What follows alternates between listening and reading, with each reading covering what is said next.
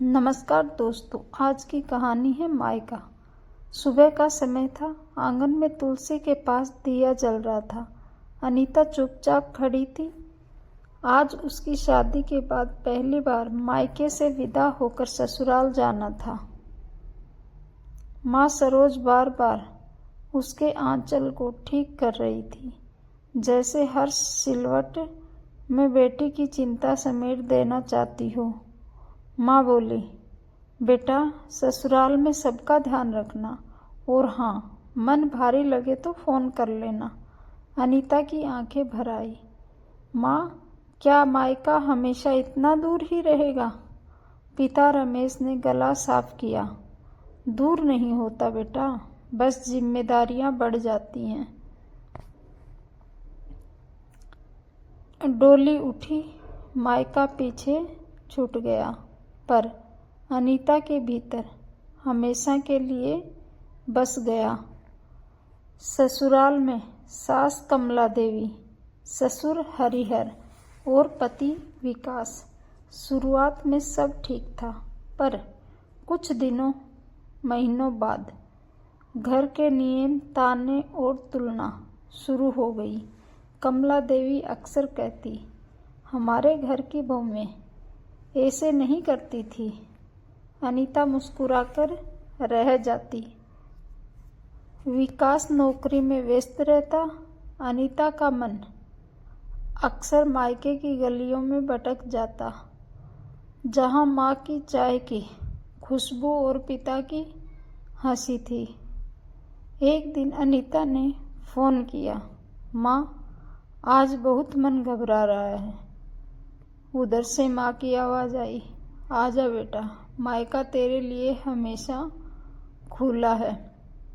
अनीता मायके पहुंची तो माँ ने उसे सीने से लगा लिया। पिता ने मुस्कुराकर कहा, बेटी आई है, आज घर में रौनक होगी। वही कमरा, वही खिड़की, वही आंगन, सब वैसा ही था। अनीता को लगा जैसे उसने सांस फिर से ली हो, और अनीता बहुत खुश हो गई। रात को माँ ने पूछा, सब ठीक है न? अनीता ने धीरे से कहा, माँ, मैं थक गई हूँ। माँ ने उसके सिर पर हाथ फेरा। मायका थकान उतारने की जगह है बेटा, भागने की नहीं। ससुराल तेरा घर है, पर मायका तेरा सहारा। पड़ोस की चाची बोली, अरे इतनी जल्दी मायके क्यों आ गई?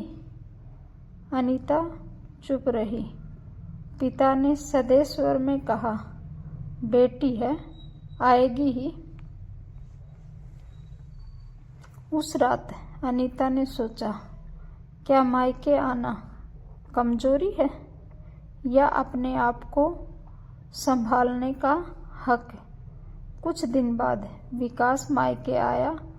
वह बोला, अनीता चलो घर। और अनीता तैयार हो गई। अनीता ने शांत स्वर में कहा, घर तब होता है जब मन सुरक्षित हो। विकास चुप हो गया। माँ पापा ने कुछ नहीं कहा, बस बेटी का हाथ थामे रहे। विकास ने कमला देवी से बात की, माँ, अनीता भी आपकी बेटी जैसी है। कमला देवी की आंखें नम हुई। शायद हमसे गलती हो गई। जब अनीता ससुराल लौटी तो माहौल बदला सा था, छोटा छोटा पर सच्चा बदलाव। सालों के बाद अनीता की बेटी हुई। मायके में किलकारी गूंजी।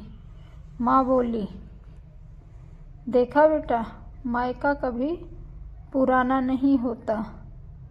अनीता ने अपनी बेटी को सीने से लगाकर कहा, बेटी, मायका सिर्फ जगह नहीं, वो हिम्मत है जो औरत को टूटने नहीं देगी।